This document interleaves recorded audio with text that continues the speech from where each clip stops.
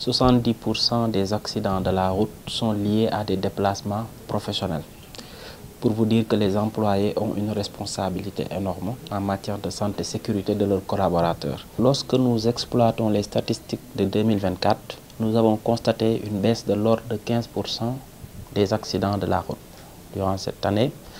Et cette performance s'explique principalement par les investissements complémentaires consentis par la société pour améliorer la fluidité et la sécurité sur l'autoroute. Je peux citer l'élargissement en 2 fois 3 voies de la section Thiaroye-Keur Massar qui a supprimé un point noir accidentogène qui était situé à hauteur de la forêt de Mbao, qui était le fameux PK17, qui a permis de réduire rien que sur cette section de 15% les accidents. Donc c'est un des leviers importants qui ont permis de baisser drastiquement les accidents sur l'autoroute. Le deuxième levier sur lequel nous avons agi, c'est de manière globale l'amélioration des équipements de sécurité de l'autoroute dans un concept qu'on appelle l'autoroute qui pardonne. Aujourd'hui, nous sommes allés au-delà des normes. En termes d'équipement routier, nous avons installé des équipements qui pardonnent les erreurs des automobilistes pour les maintenir à rester sur la chaussée, ce qui a réduit les accidents.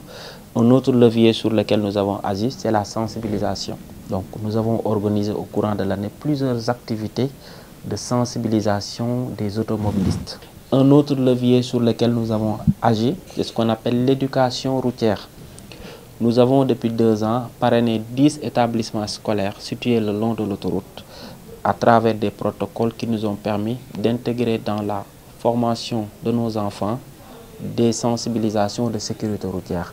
Et dans ce programme, nous primons chaque année la meilleure école à l'issue d'un concours que nous organisons pour primer les élèves qui se sont distingués. Les accidents quand même restent significatifs pour les 2 roues sur lesquels j'appelle les autorités, les entreprises à s'impliquer davantage sur cette proportion qui représente que 4% du trafic, mais qui totalise plus de 50% des accidents mortels et environ 30% des décès.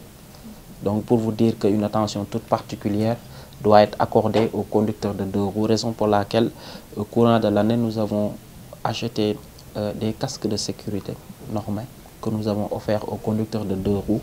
Nous les avons accompagnés dans l'obtention de permis de conduire.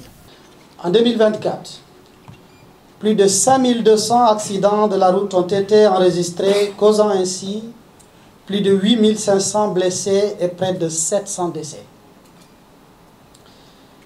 Ces chiffres représentent, comme l'a dit tout à l'heure honorable député, des vies brisées, des familles endeuillées, mais aussi un coût économique considérable sur notre nation.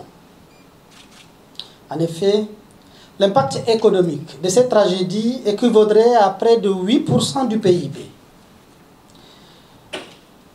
C'est macabre. Et ces chiffres macabres ne sauraient nous laisser indifférents. Elles sont le reflet d'une crise de sécurité routière à laquelle nous devons apporter une réponse immédiate et forte. Car au-delà des statistiques, chaque accident est un drame humain, une souffrance partagée. Et face à ce fléau, il est de notre responsabilité collective, mais aussi individuelle, d'agir. Ces cas contribuent fortement à la réduction des risques que nous venons d'énumérer. C'est le temps de s'arrêter pour l'en féliciter et féliciter également le comité qui aujourd'hui s'est érigé en maître d'œuvre. J'en appelle encore à toutes les entreprises à plus de responsabilité sociétale sur ce volet. Et il faut toujours s'arrêter et féliciter publiquement ceux qui font le good job dans ce sens. Encore une fois, félicitations à Seka pour ce qu'il a fait à l'hôpital Youssou Barga. Je suis convaincu qu'ensemble, entreprises et État, nous pouvons réduire de manière significative le nombre de victimes sur nos routes.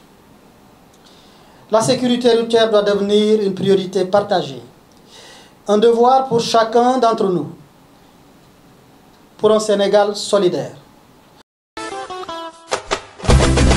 xam nga ni Ndakaaru neex na waaw